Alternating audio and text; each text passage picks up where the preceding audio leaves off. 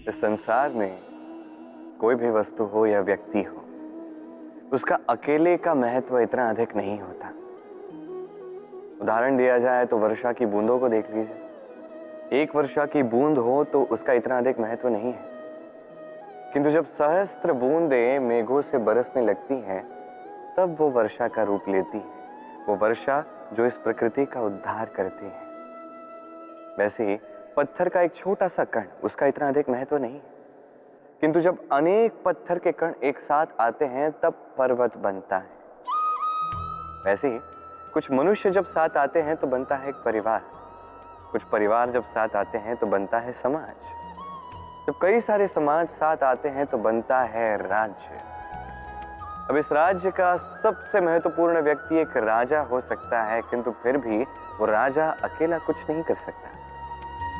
युद्ध लड़ने के लिए उसे भी अपनी सेना की आवश्यकता पड़ती है। तब भी इस संसार में एक ऐसा व्यक्ति है जो अकेले ही सारे कार्य करता है, और वो व्यक्ति है मां। निश्चित रूप से पिता का योगदान हमारे जीवन में जो है वो अमूल्य है, किंतु हम सबके जीवन में जो योगदान मां का होता है वो अन्य किसी का भी नहीं।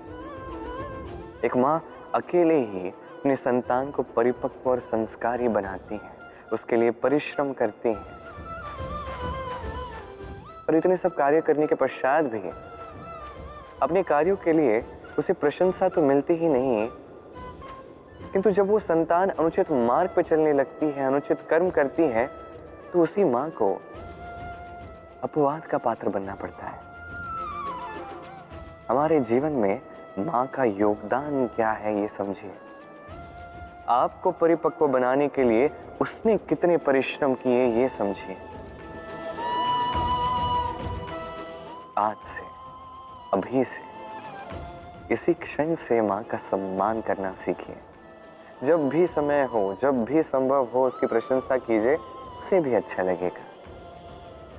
और मां की इस ममता के लिए, उसके इस योगदान के लिए आओ साथ मिलकर सब नमन करते हैं और मेरे साथ प्रेम से कहते हैं राधे राधे।